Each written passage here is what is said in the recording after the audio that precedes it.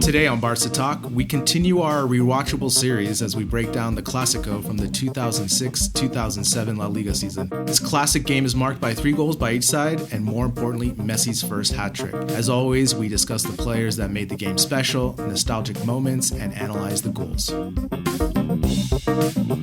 Hello and welcome to Barca Talk. I'm Gabriel Quiroga, your host in Madrid, Spain. We are doing another rewatchable of FC Barcelona games, and today we'll be talking about the second Clásico during the 2006-2000 season. And with me to talk about this game is one of our new members from Seattle, Washington, Cole Ridley. Cole, how you doing, buddy? You know, I'm doing okay. Quarantine is treating me well so far. There was snow last night, but today's a bright blue sunny day, so it's just crazy over here. Yeah, you know, that's the funny thing is that here in Madrid we've been having crazy weather too, because on Sunday it snowed as well. Like we had some light snow.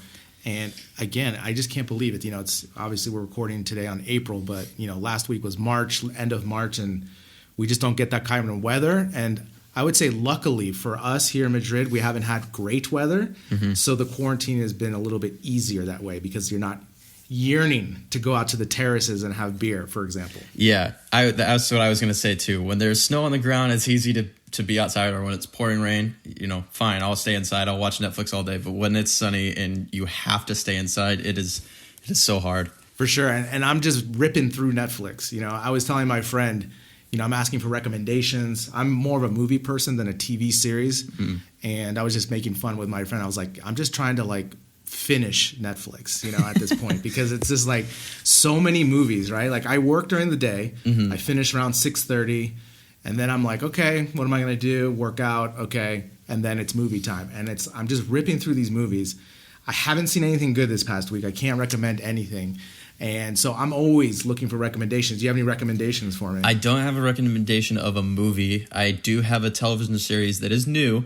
Mm-hmm. The English Game. It's about the dawn of football and takes place in England. It's all it's all focused on the FA Cup and when there was working teams and working sides that weren't being paid to play and that sort of thing. Yeah. I just saw last night they were showing here the young Zlatan documentary. So they basically had a documentary of him in Malmo when he was like 19 years old, mm-hmm. going to Juventus, basically that trajectory. Yeah. And it was pretty interesting because you can just see, you know, the arrogance that was placed there. And I think that was the only thing I've seen that I would recommend, you know, as a football fan. I think that's a good one. Mm-hmm. And, you know, Alejandro recommended me some other things, but again, I've just been YouTubing and Netflix, and that's pretty much all you can do right now. Yeah, absolutely. All right, so after the break, we're going to dive right into this game. All right, so Cole, we're breaking down this Clásico from the 2006-2000 season, which was pretty volatile because Real Madrid were the eventual La Liga champions, and it really just came down to the Clásicos, essentially. And this match took place on March 10, 2007. It was obviously against Real Madrid and the Camp Nou, and the final score was 3-3. Now, I like asking you and Alejandro for your input on these things. So why did you pick this game? I picked this game, I think that in a moment where a lot of us are kind of struggling to just go about our day-to-days, it would be nice to get an episode in where we're focusing about something that gives us hope. And this being, you know, people don this as the Lionel Messi match. This is where it all kicked off. And so this can be something that we look forward to again, seeing Messi play on the pitch again and at his best. Yeah, and this is the thing is that, you know, in this season, you know, Messi was injured and he just came off from injury coming into this game. And this is, you know, this is his first hat trick, right? Mm-hmm. So this is awe-inspiring, right? Because first hat trick and it's in the Clásico, right? And not only that, but we were a man down, you know, for most of the match. And so that's the other great feat of this. We were talking before we recorded that you were too young to see this live. But, you know, during the past years, have you revisited this highlight? Have you revisited this match?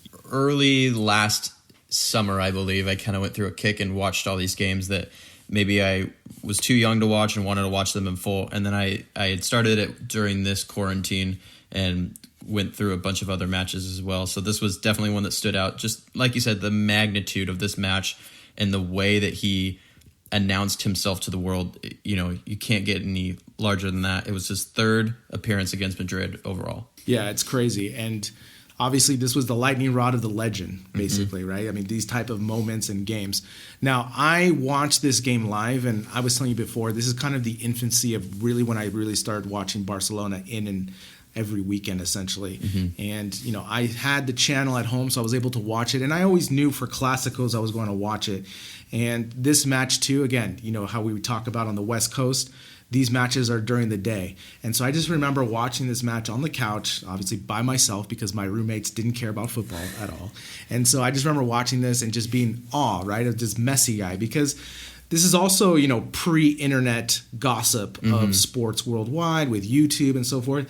So I've heard of Messi, right? And I've, you know, from the Olympics and all these different things before.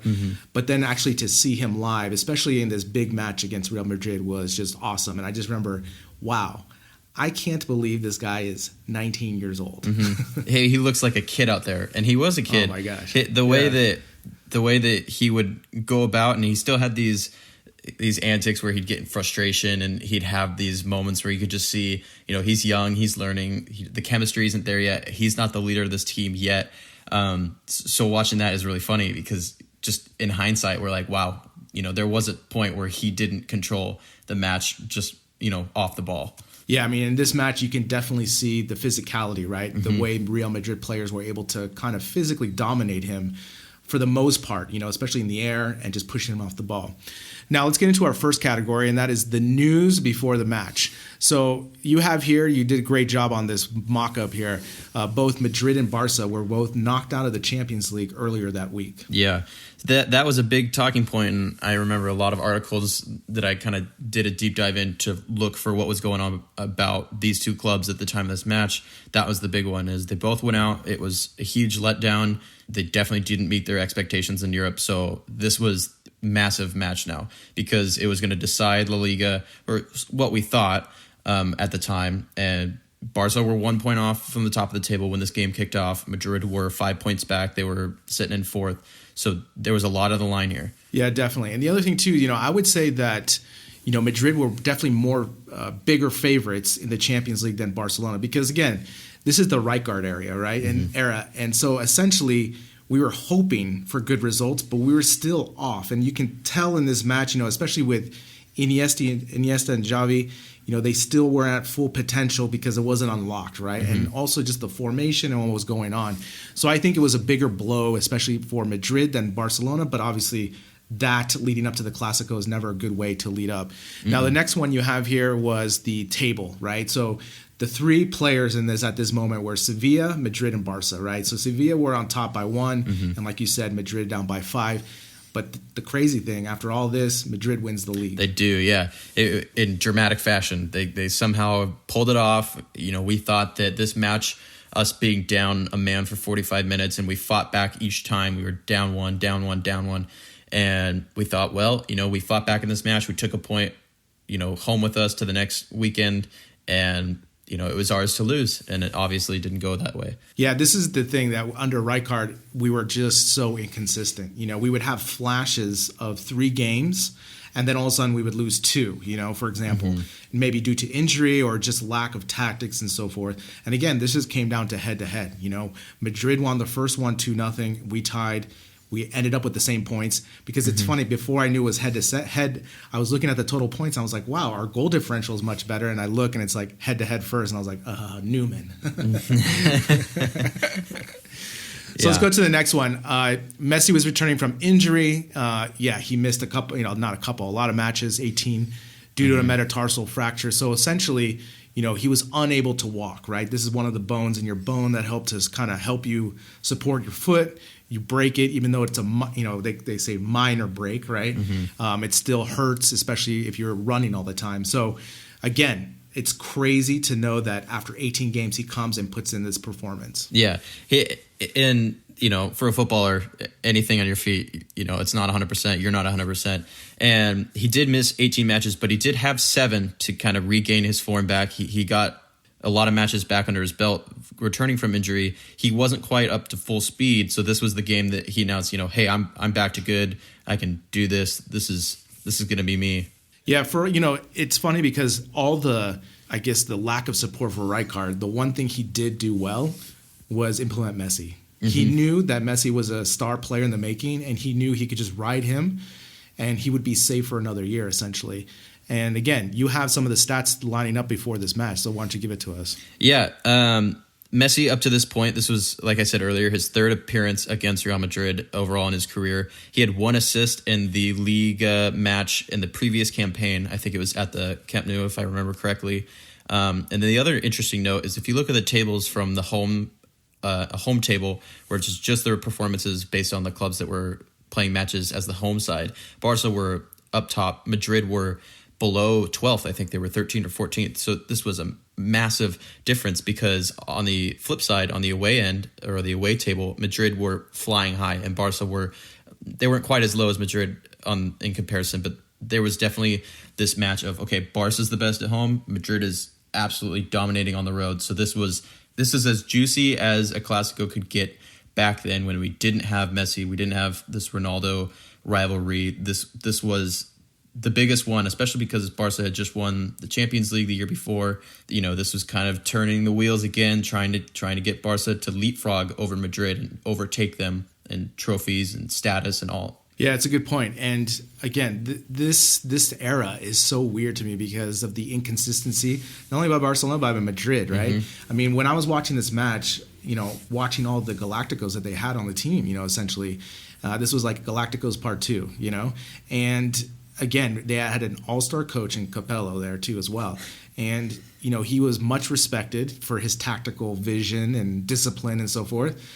Madrid did not embody that at all, and that's the crazy thing. I mean, he had a 2-year spin, I think, or even less than that, and he was out, Mm-hmm. And so for both teams, they were trying to find their identity, and you can see it in this match, right? I mean, this match, like, it was one of the most entertaining Clásicos rewatchables that I've seen in a while, right? It's just going back and forth, star players, mm-hmm. tension, red card, and more tension.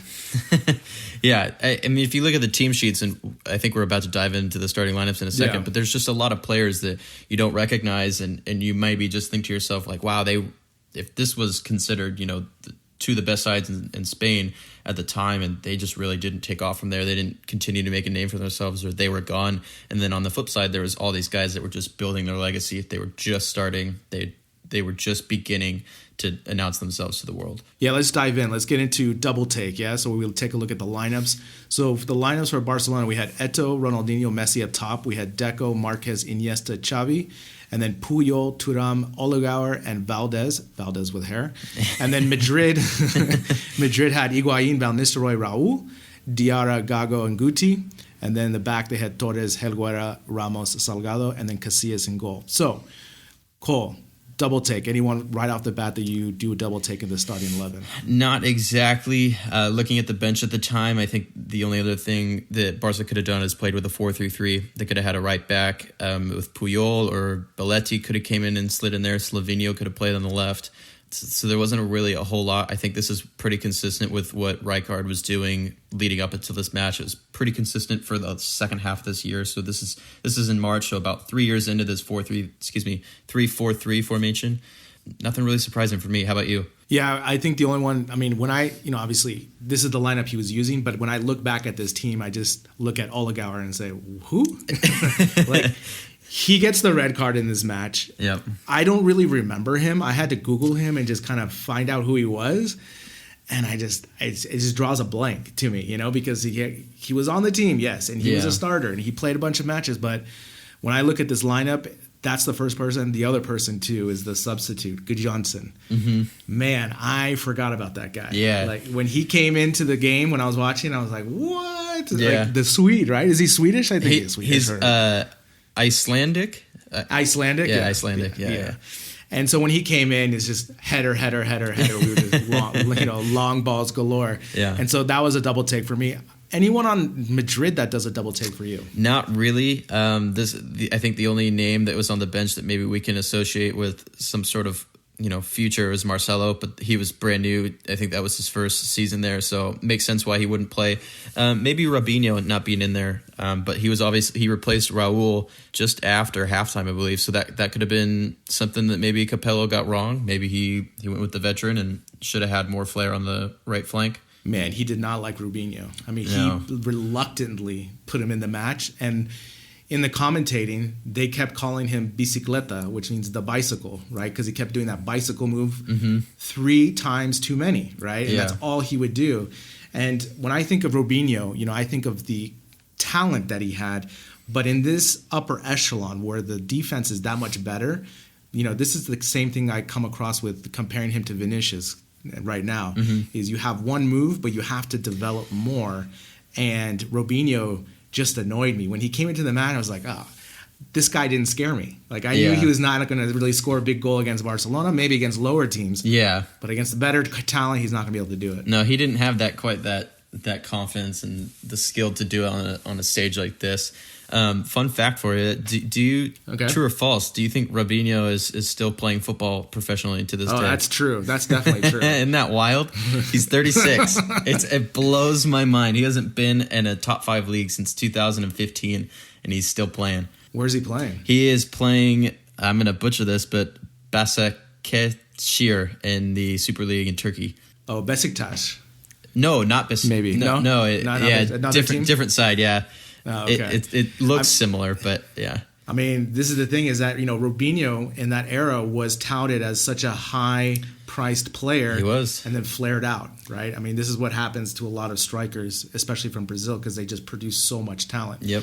Now let's go into that's a good fun fact, by the way. Let's go into another category about the tactics and formation. Now, Rijkaard was experimenting with this. He was using a 3-4-3. Like you said, maybe they could have gone with a 4-3-3 to be more defensive-minded. Mm-hmm. I think they should have, because when I look at this lineup, especially with the lineup, Marquez, for me, was the flaw in this lineup.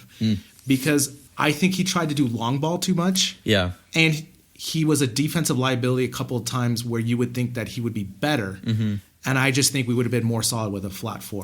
What say you? You know what? I actually disagree. I agree with the point that he was the flaw defensively, because he was always in a position that he wasn't maybe accustomed to then playing a defensive role in. Obviously, we know what he meant in the back line for Barcelona and many other teams later on in his career. But back in this match specifically, he would drop between the defenders, but he wasn't acting as that holding midfielder, definitely the deepest midfielder of the 4 line. I think that I agree, though. This 3-4-3 didn't really mesh well. There was a lot of confusion. I thought that there was a lot of picking the ball up deep from Xavi, Iniesta, especially Marquez, and kind of dribbling out wide instead of up forward. And there wasn't a whole lot of support. I think that any time any of the midfielders had to turn around and they were forced to make a back pass and it was going to Thuram or Olegar, they were just oh, please control this ball, guys. Like it just felt like they had no confidence in playing the ball around the back again and switching the side. Yeah, with this 4 midfield system, I would have thought they would have had less counterattacks on them.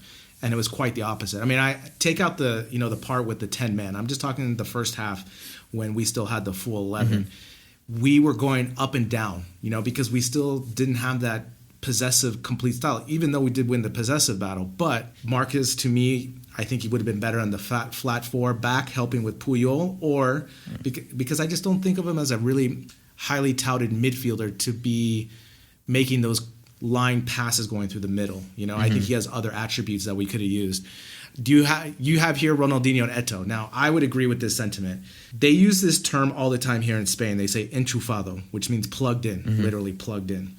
When I watch this match, Ronaldinho is completely enchufado. Like, he is in the game, mentally strong, pairing up well with Eto'o and Messi. And you can just see, if this guy would have just kept it this way, who knows what his football career would have been. Yeah. It's interesting because they went back and forth on that left flank and then up top. But that connection between Ronaldinho and Eto'o, the whole match was they had a lot of 1-2s, a lot of chances would create, and that's how they would move up the pitch. And it's interesting because we definitely associate Messi being a part of that tandem. But this was maybe the match, maybe one of the last few ones where he wasn't quite there. And I think another interesting note to throw in there is when Rijkaard started Ronaldinho, Eto'o, and Messi, they had never lost a match in La Liga. From that campaign and the previous one, they had never lost a match when those 3 started. There was a lot of pressure on these 3 to perform and to keep that record driving. I don't know if this is something they knew about or maybe it was just in the press, but for Rijkaard to decide those three up top and the way that he set up the midfield, it really seemed like he was going to let those three work their magic, and that they did. Yeah, definitely. And I think there's two things, like you said, going into that. I think Ronaldinho had supreme confidence in Messi. And when that happens, when your star player has confidence in the younger guy, you can just see that Messi was playing with a lot of confidence right from the beginning. He wasn't afraid, essentially what happens with highly touted player.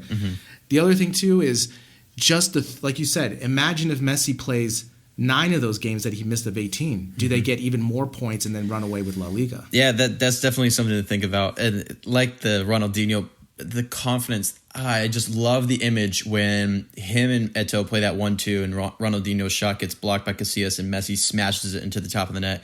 Ronaldinho just fist pumps like 5 or 6 times. He is just so overwhelmed by, this. I knew I'm going to carry us here. I don't care if I'm putting it in the net. I know these other guys around me can do this job. They can be that finishing touch for us. And that's just so uplifting and it's exciting. Yeah, because in this moment, he's the best player in the world. Absolutely. Hands down. Yep. You come and run from the Champions League the year before, and he's at the peak of his powers, essentially. Now let's go into, our favorite midfield of Xavi and Iniesta. As the commentators were calling him Xavi Humphrey Bogart. I don't know if you caught that in your translation. No. They kept calling him Humphrey. So we saw that they were, obviously, they're young, they're full of life, they got their whole life ahead of them, essentially, in this game. But you can still see the infancy of what was going to happen. And it was still lacking. I mean, we still didn't have that connection, maybe because we were lacking Busquets and the Messi part of it. That could be one thing. But also, they did stand out. I remember a bunch of times just the height comparison between the Madrid players and Xavi and Iniesta, and how many times did Xavi and Iniesta win the ball? And how many times did they send a Madrid defender for a hot dog? I mean, so many times they turn their back and, all of a sudden they're going back up the field.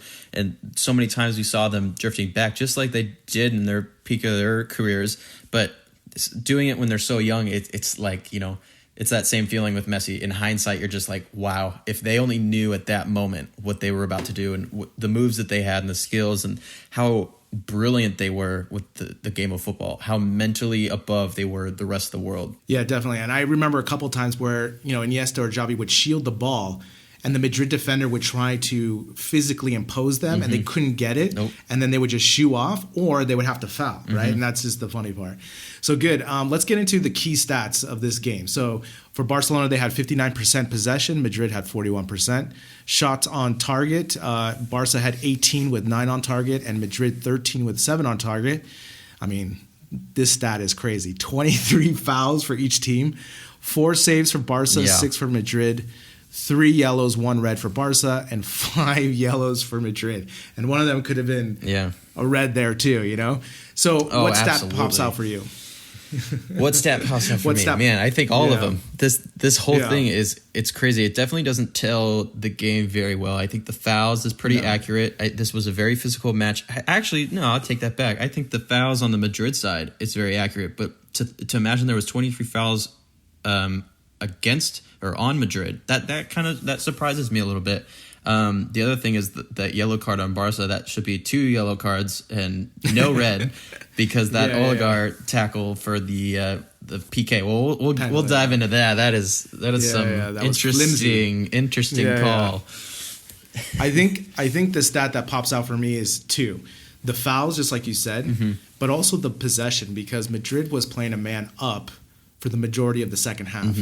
And that still shows me that, okay, Barca still had the DNA of possession in their game, but we weren't able to string things because we were a man down. But still, that's still such a crazy stat. But also, Madrid wasn't really interested in possession. I mean, they really never are. And in this match, they knew that they were faster than us. So they were always trying to go long ball and more direct on the counters. So, yeah. So, again, we're going to talk about that yellow card on Oligar, but, yeah, that's it. So let's go into the next category, nostalgic corner. Yeah, let's visit. So what's your first nostalgic corner point? My nostalgic corner is going to be this. I'm going to call an audible and we can edit this if not. But my nostalgic corner first part is going to be Lionel Messi's first touch of the match. Valdez boots a ball up probably 40 yards out and Messi just controls it. He doesn't even take a second touch. He just easily drops it back to Oligar or Thuram, whoever was on that right side. And just, to see he had that skill and that ability back then, it's refreshing. It's all these things that I've already repeated. I can't say it enough. Just, I felt like that touch had so much swagger to it. It had so much, I'm about to take over, give me a year and, this is what I'm capable of.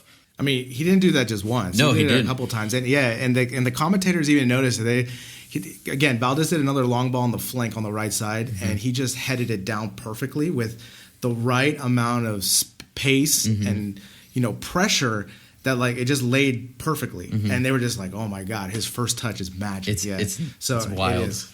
Yeah.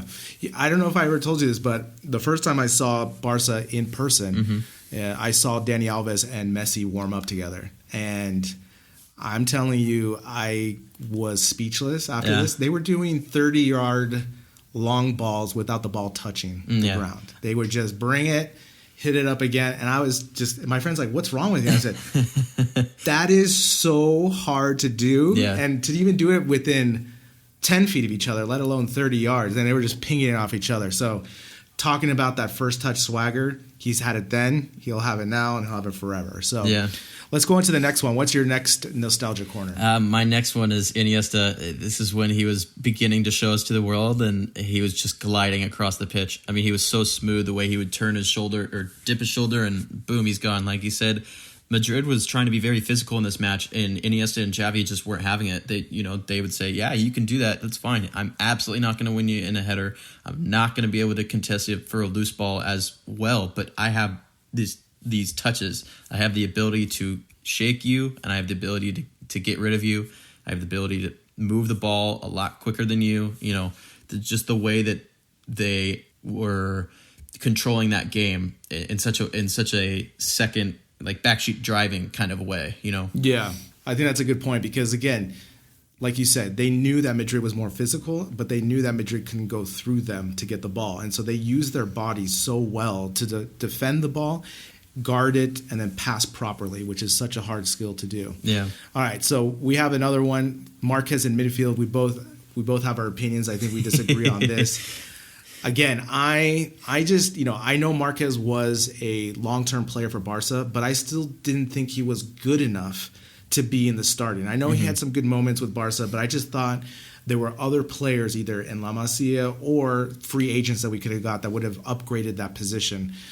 Again, when I was watching this match, I just cannot stand long balls with no intention, and Marquez did that often in this match. So that's kind of my bias towards this. Yeah, I agree with you. I think that maybe Marquez could have been more helpful in the back line of this match. Who knows if that was really something that Rijkaard or Marquez was even aware of at the time, that he would become that center half key role. But there was a lot of questionable passes, and I think that his movement was probably best in this game, but there was times that just didn't really make any sense. Passing or, the way he would set up against Madrid's build-up play, he would give open lanes because he would take that rather than dribbling around and so forth.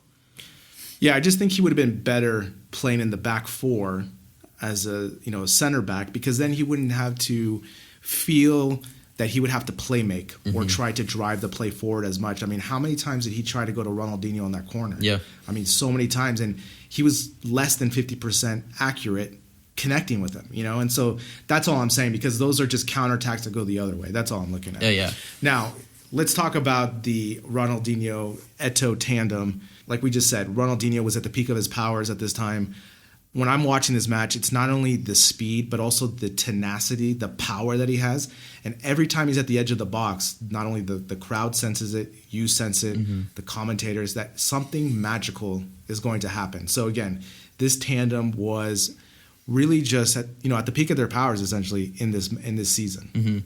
The way they had the ability and the chemistry to do a 1-2, and they could involve Iniesta or Deco on that left side, and they could make it a 3-part system, or they'd have Xavi go up through the center and play it back to another man.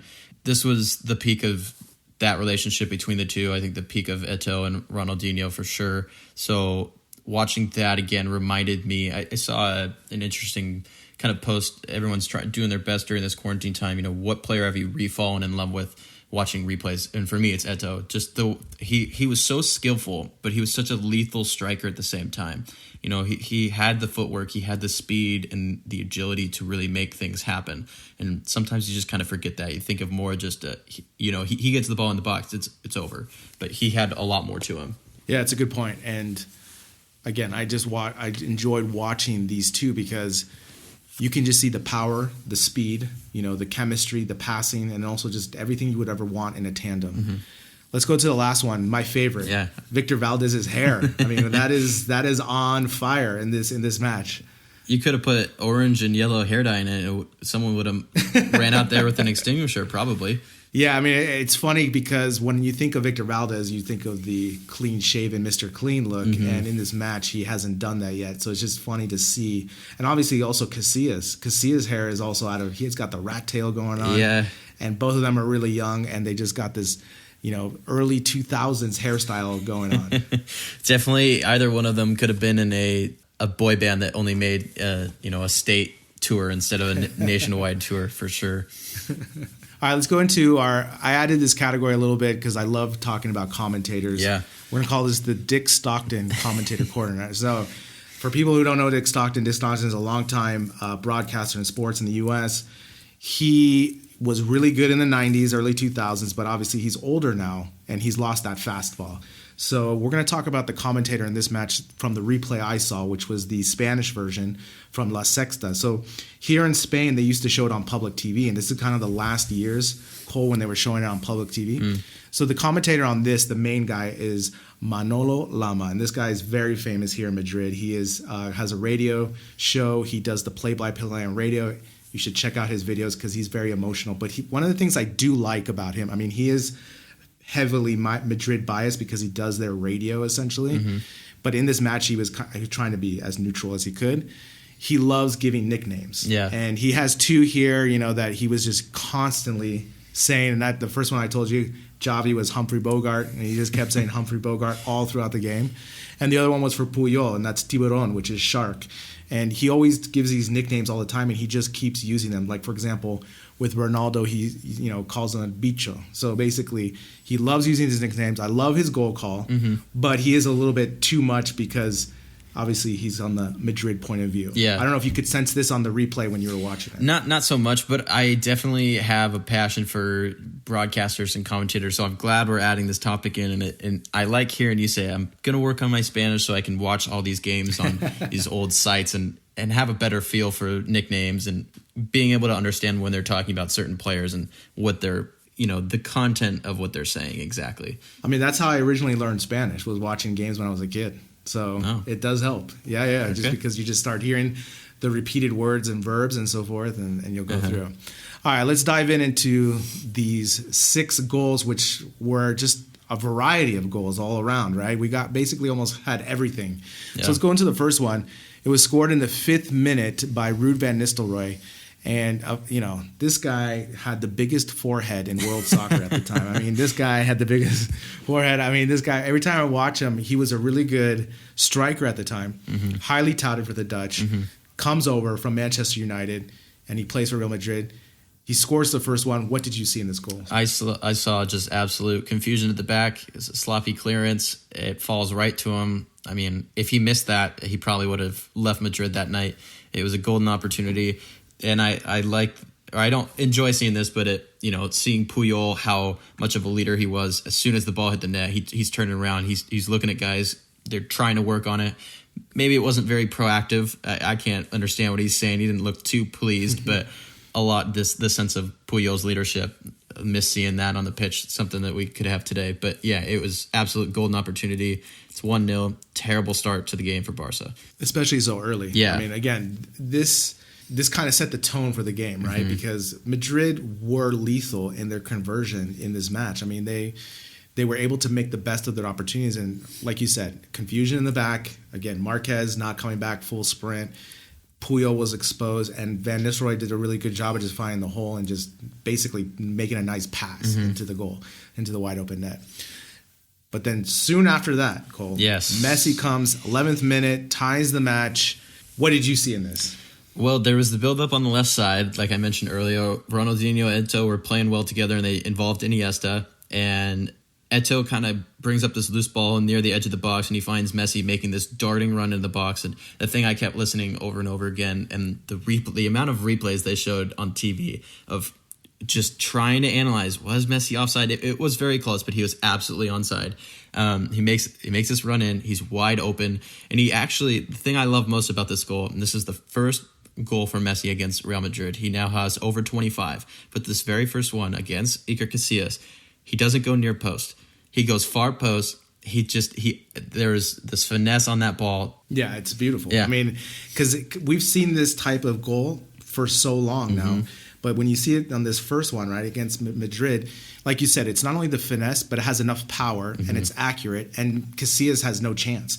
And again, like you said, there was chaos in the midfield, really nice through ball on the corner. And again, I think this kind of takes me back to nostalgia corner too. Messi playing right wing, solely right wing, you know, having that space. And you can see how the middle was so congested. And Messi was able to find that spot, comes in perfectly, hits the right angle, and it's tie game 1-1.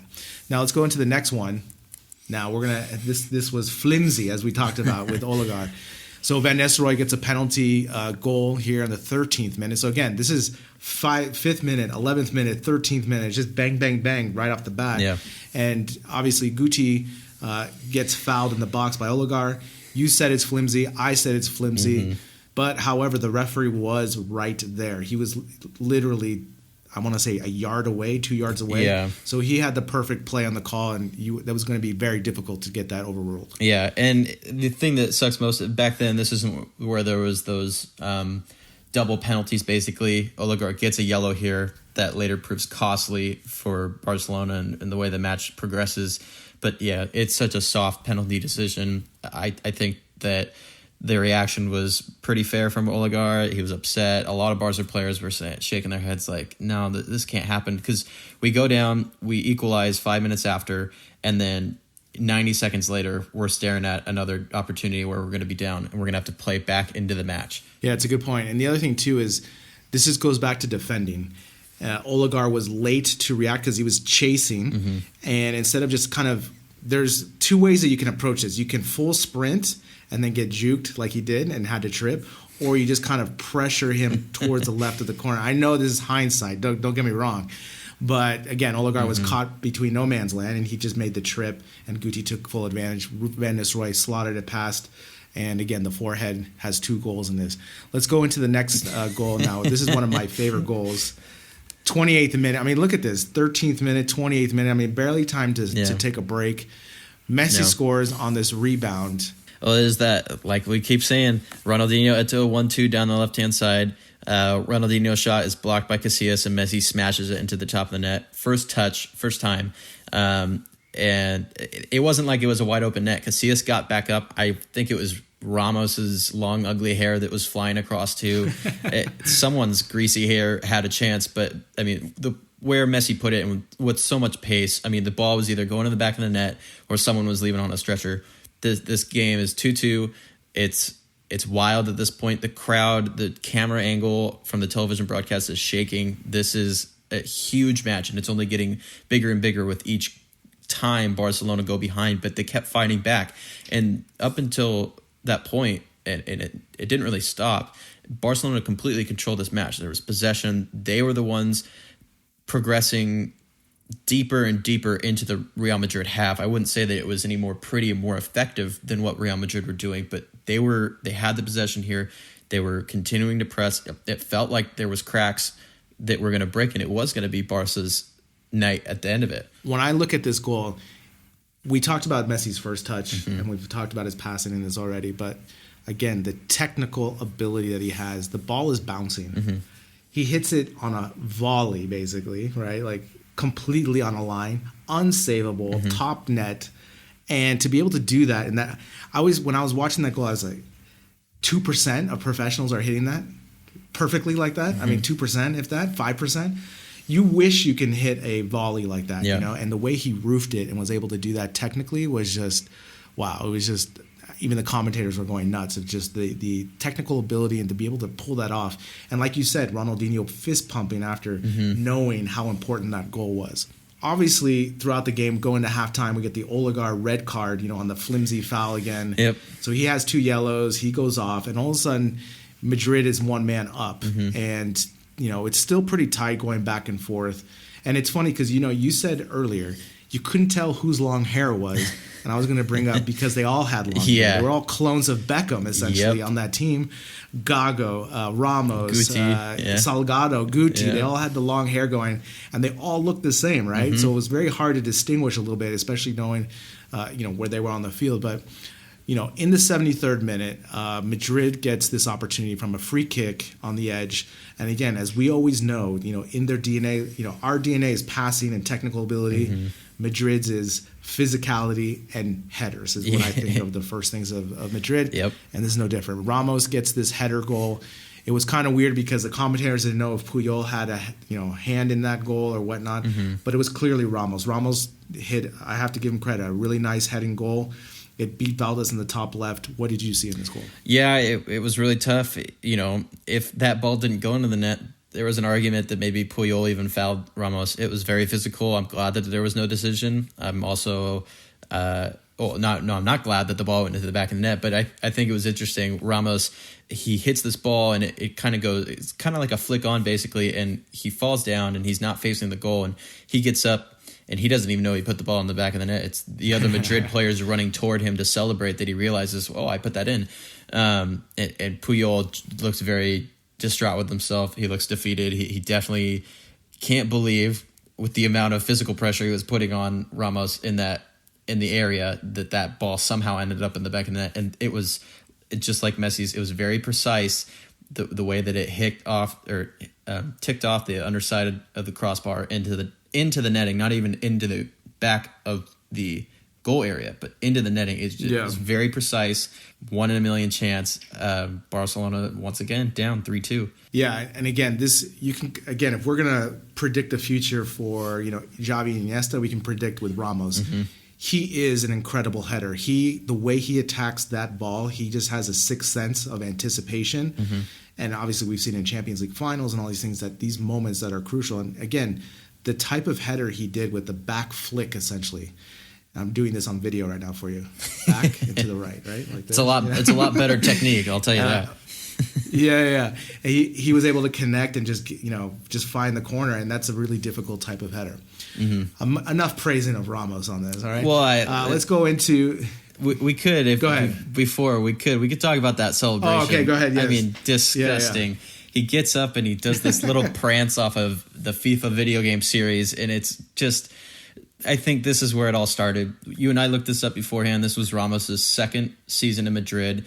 I think from here on out, he's pretty much solidified himself as a starter into that side. So this was maybe the start of our hatred for him. I mean, just I mean, it's disgusting. He had so much.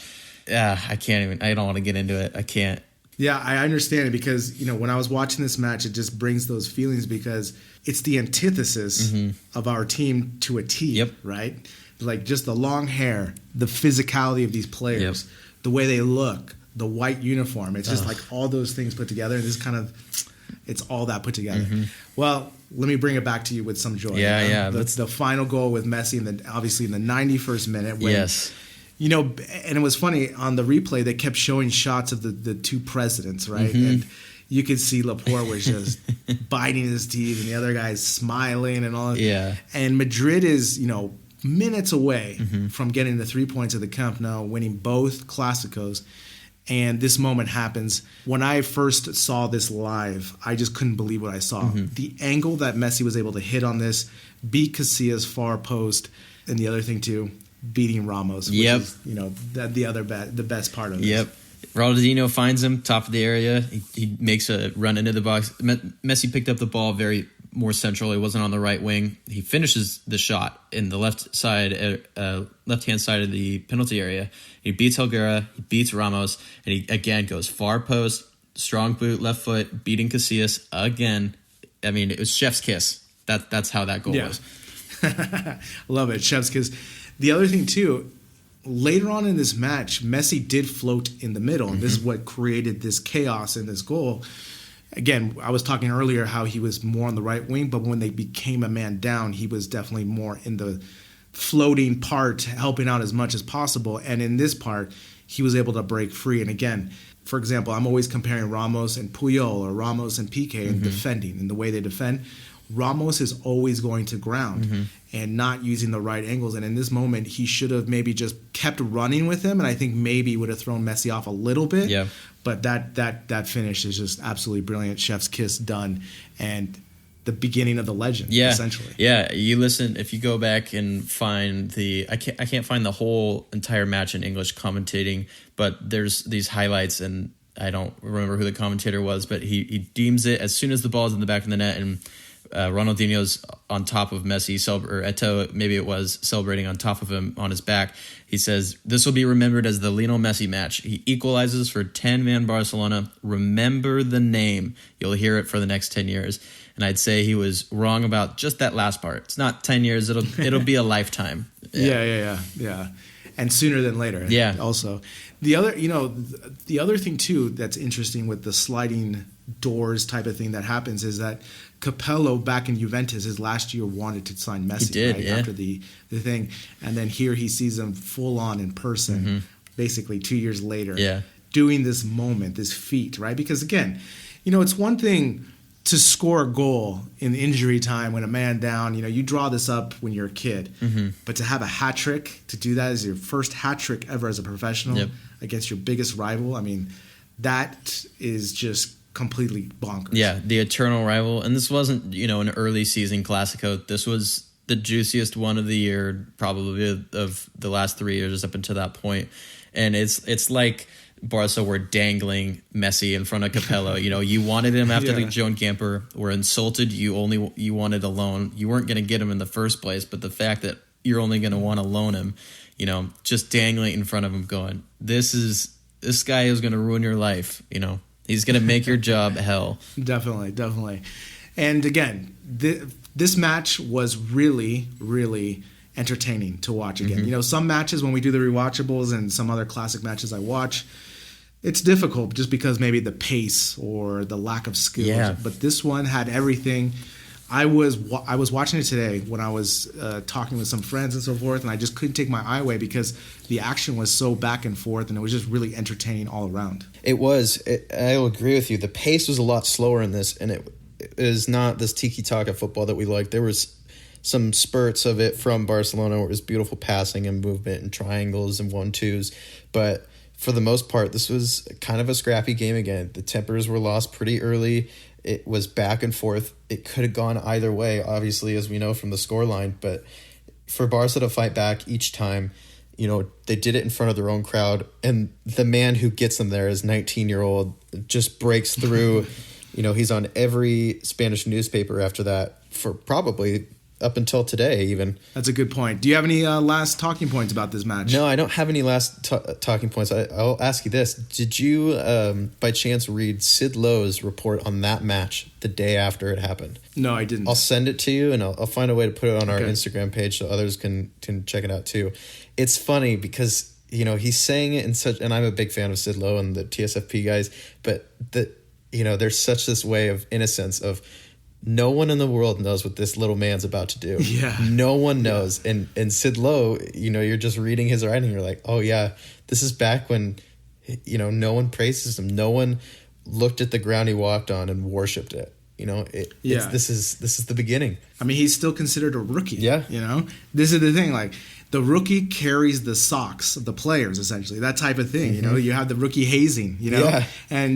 And that's essentially where we're at in that moment because, I mean, everyone knew he had the talent because coming through La Masia and everything, but to do it on this stage, it cannot be emphasized enough, to do it on this stage, to do it in this moment, a man down, again, you look back at it, and it's just funny because in the commentating of this game, they keep referring back to him if he would have not been injured. I'm not sure if he's going to be a star. One of the commentators said he's too small for a long-term career, and everyone was kind of wrong on that. So. Yeah, hindsight is very valuable, and I don't think anybody could have Definitely. really predicted this unless you were wearing Barca colors or you were practicing and training with this man. Definitely. I mean, that's what it goes down to. Rijkaard, he could have benched him and waited, like what normal coaches did, but he obviously saw the talent and obviously in training and took that chance and rode that wave. Like I said, we talked about earlier, if he wasn't injured for those 18 games and just played 3 more, that possibly, like you said, they had such a great record with those 3, they possibly could have gotten 3 more points out of that. And Messi doubled his goal take from that season that night. He had 3 going in. He leaves with 6. Yeah, that's great. That's great. Well, that does it. Thanks for listening. We'll have more episodes of classic FC Barcelona matches coming out over the weeks to come. Until next time, Visca Barça. Cheers, culés.